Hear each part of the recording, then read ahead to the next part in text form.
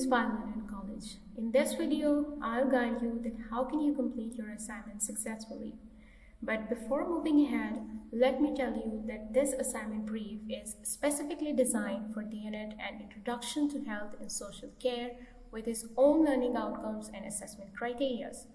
But the general guidelines that are discussed in this assignment brief are same for every of the unit. So you just need to consider these guidelines while writing assignment for any of the unit of qualified level 3.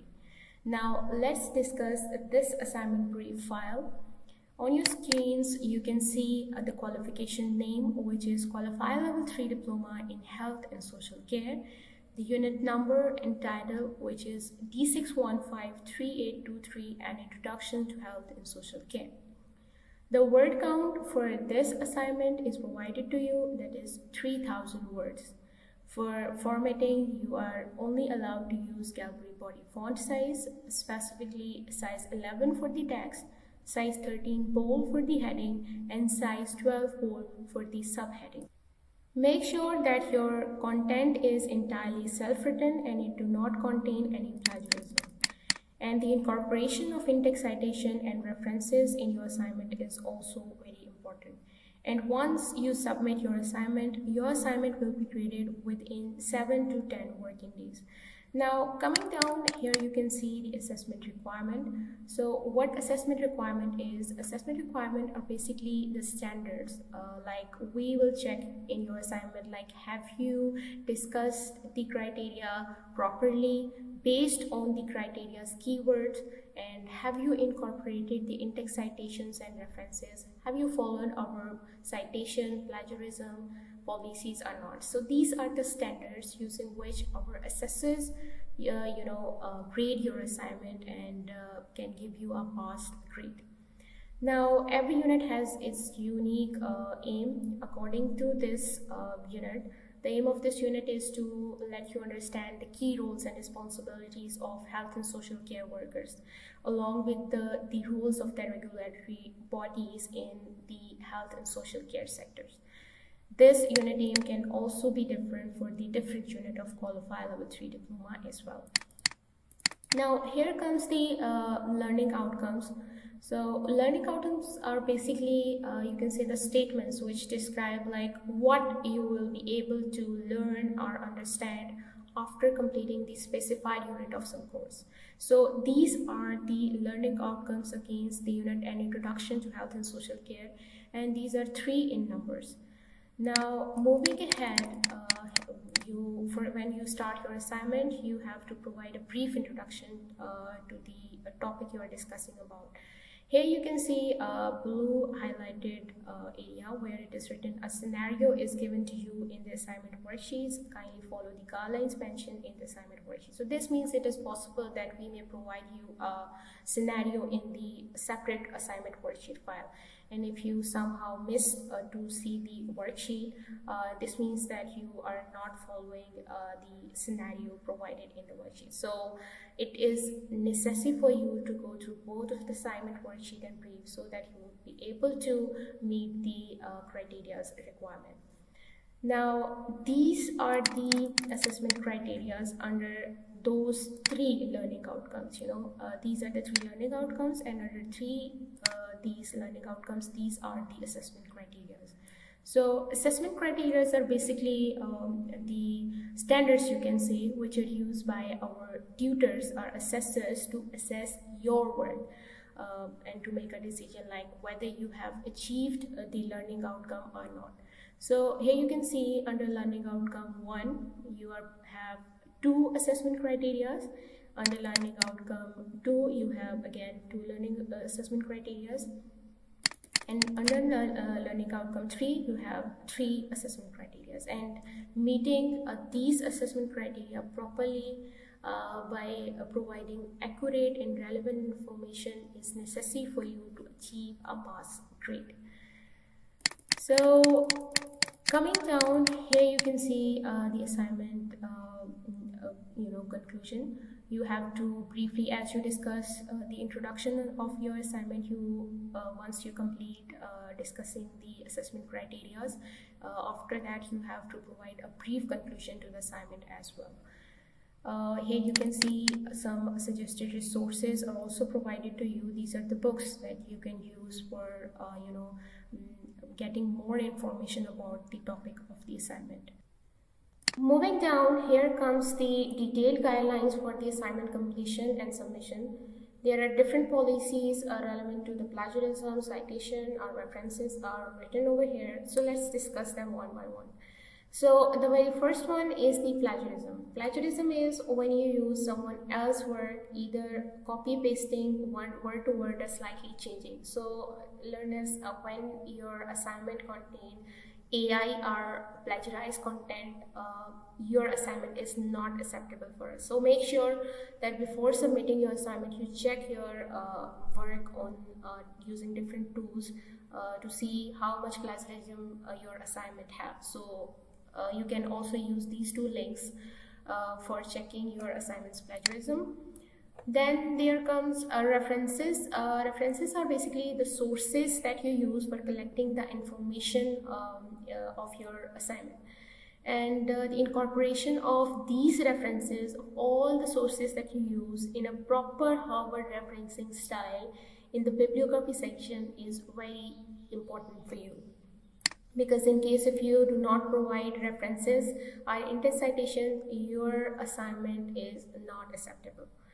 Then in appendix section, you can use this when you include any tables, graphs, charts, or diagrams in your assignment, but it is not possible for you to incorporate these in between of your assignment. So in that case, you can use appendices.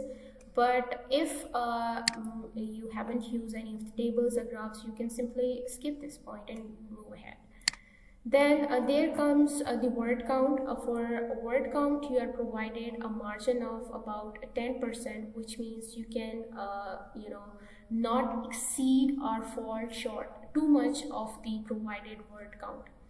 And it is essential for you to check the unit's specific requirement for word count to ensure that you meet the expected length of the assignment.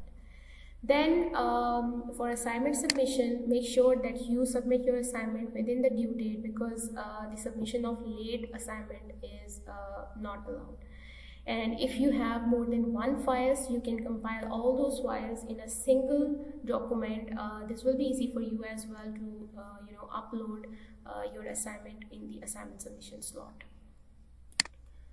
Now these are the key terminologies that I was talking about. Like, you have to provide proper details according to every of the criteria based on the criteria's keywords. So these are those keywords. A criteria can come with any of the keyword like describe, explain, analyze, define, evaluate, or any other keyword.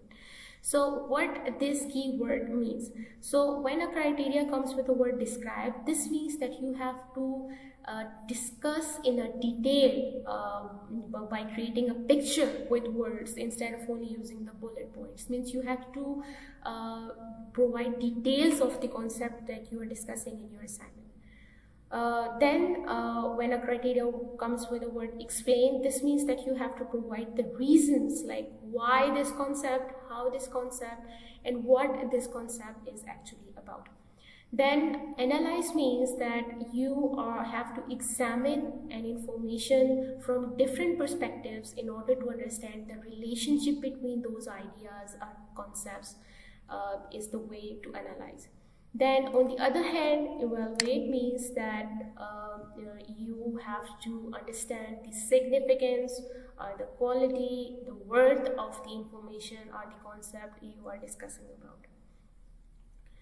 And discuss is all about simply explaining the concept by discussing it from the different point of view, including any significance, any disadvantages. It's just like an essay. You are explaining it by discussing the a concept from different points of view. Now here you can see there's a word critically. Critically can this word can come with any of the keyword like critically discuss, critically evaluate, critically analyze. So in that case, when a criteria comes with the word critically explain, you have to provide a balanced answer by explaining the concept of the information. So these are the keywords, and meeting and writing the answer relevant to the keywords requirement is very important for you. Now, here are the detailed guidelines that can be used to, meet the requirement of the assignment. So these are the about in-text citation, references, and the rest are about AI, the use of someone else content, etc. So the first one is the in-text citation, which means that you have to provide the references of all the sources they use in your assignment, and for those references the incorporation of in-text citation against each of your answer is also necessary. And make sure that you provide the in-text citation and references in a proper Harvard referencing style by incorporating the name of the author, the publication date, and page number. Then there comes the relevancy of the content. It is necessary for you that whenever you are discussing the criteria meets its requirement, means the information that you are providing must be relevant to the criteria requirement. If you missed discussing the criteria based on the criteria's keyword, this means that your work is not acceptable for us. We can return your work to you. You have to rework on the specific criteria, and you have to resubmit it again. Then there comes a word paragraph form in suitable headings. This means that the use of unnecessary bullet points or short sentences is not allowed. Instead of using short points, you can make short paragraphs by making suitable headings on top of that. This is more better than only discussing the information in simply bullet points. Then there comes comprehensive coverage of the criteria. This means that you have to discuss the criteria comprehensively without missing any of the criteria, because in case if you miss any of the criteria, this could lead you towards not achieving a pass grade. So make sure that you discuss the criteria properly and you do not miss any of the criteria of assignment. Then there is the word count adherence. Of course, it is necessary for you to strictly follow the word count policy that we provided to you. And again, I'm telling you, the use of any of the AI generated content, plagiarized content, or someone else content is strictly not allowed. So you need to keep this in mind, that you can never use AI generated or plagiarized content. And on top of that, the duplicated or self-plagiarism is also not allowed for you. For proofreading, you can use a different Microsoft Word grammar tools, and you can also use the spell check for your material proofreading. But we do not recommend you to use Grammarly, because Grammarly can generate AI-based content. So simply use Microsoft Word grammar or spell check to check your materials proofreading. Now here are some of the guidelines that can be used for making improvements in your assignment content. So these are like when you add some case studies or visual ads in your assignment, that the addition of these will definitely increase the credibility of your work, or these will definitely improve your assignment content. And we recommend you to use updated, that is 2018 and onwards, peer articles, journals, or books, so that it ensures that you are using the updated version of the information. The last but not the least, the information is about assignment formatting. So it is again, follow the assignment formatting guidelines that are mentioned in the assignment brief, because the proper formatting is very important for a professional presentation, and this will definitely impact your overall grading. So this is the end of assignment brief file. I hope that all the guidelines that are explained in this video are understandable for you. And in case if you feel that you need further guidance, you can directly contact to us. Thank you so much.